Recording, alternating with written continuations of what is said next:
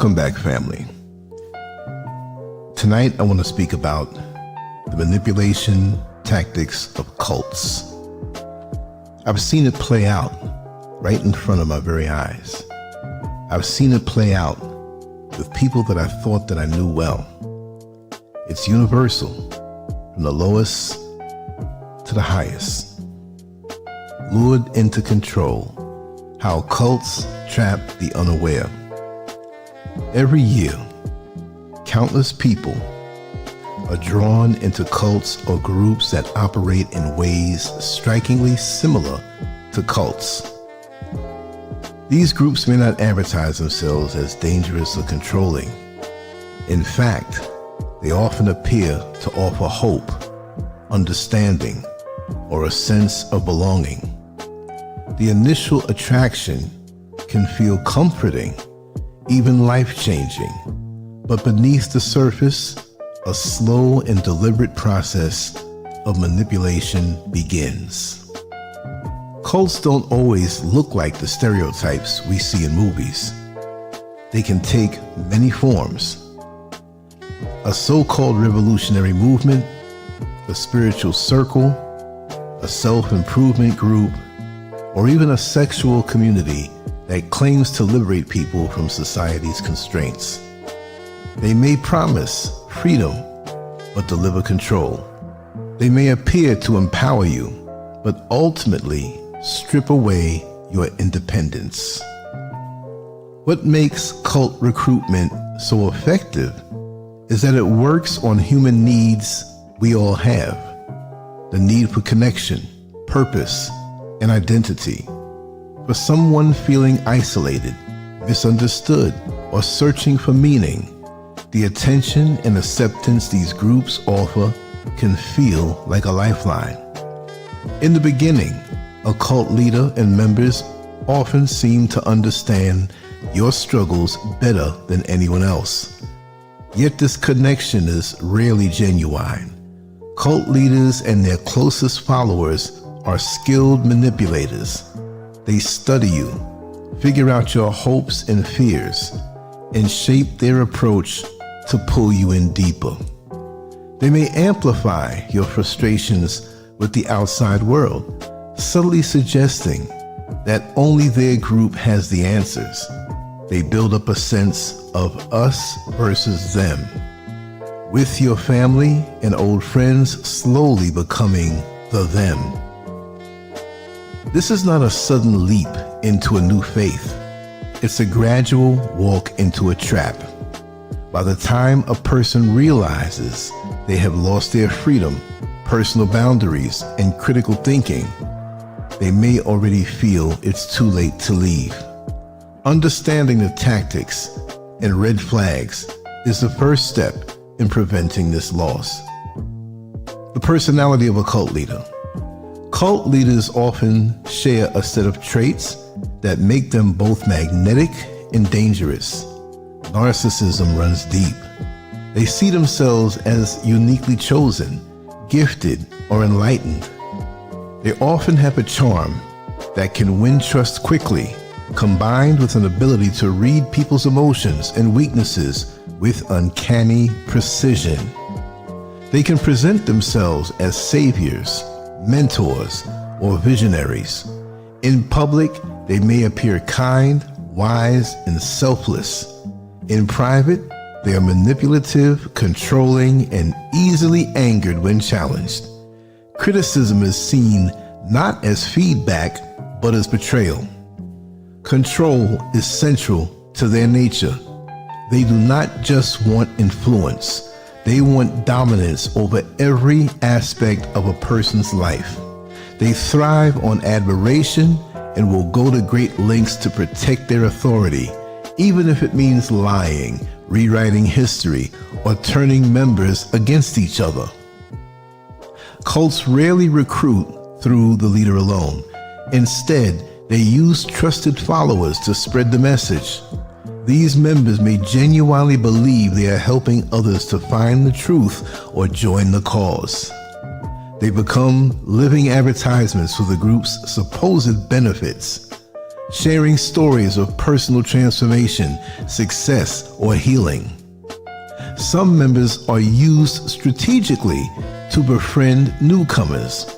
They might invite them to social gatherings, introduce them to more members, and create an atmosphere of safety and belonging. This staged warmth masks the fact that each conversation and meeting is part of a calculated plan to bring the new recruit deeper in. These helpers are often themselves victims of manipulation, convinced they are doing something noble. But their loyalty is also kept in place by fear. Fear of punishment, humiliation, or being cast out if they don't obey. Cult recruitment is psychological warfare disguised as friendship. Leaders and recruiters may target vulnerability.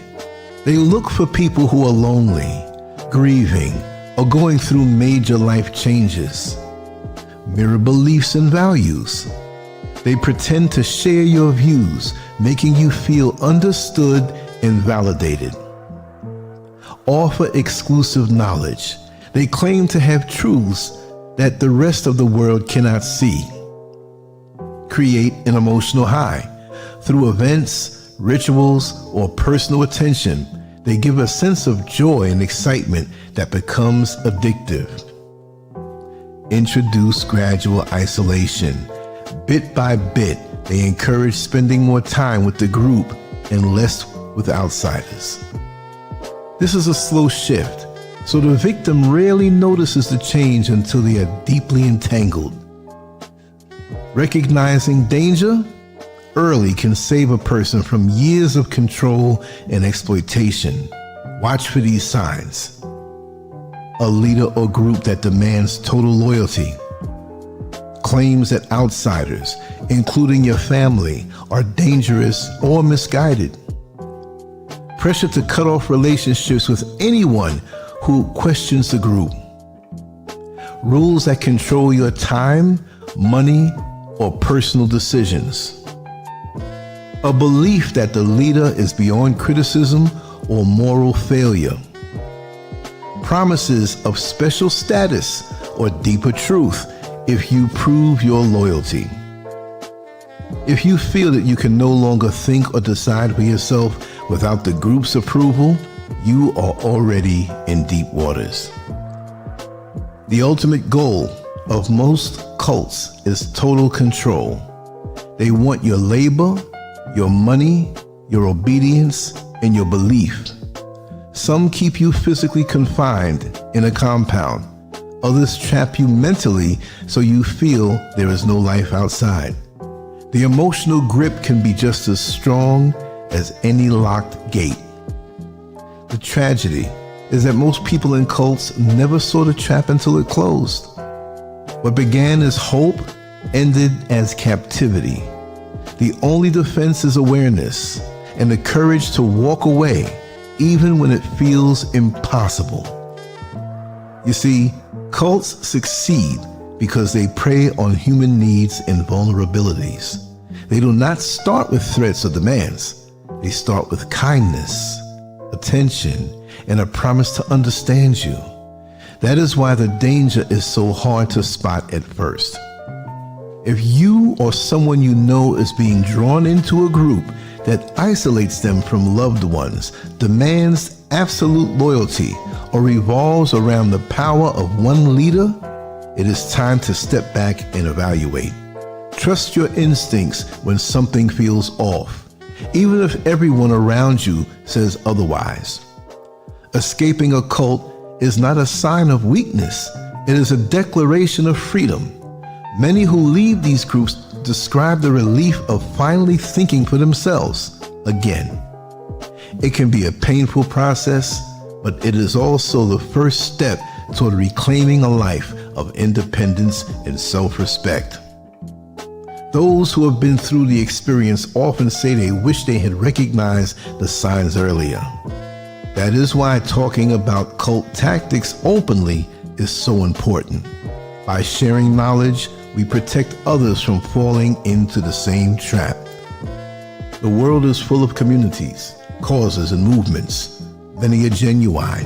But when a group demands your mind, your loyalty, and your life in exchange for belonging, it is no longer a community. It is a cage. And cages, no matter how comfortable at first, are meant to be escaped. Much love to you all. Thanks for coming through. On to the next one. Peace.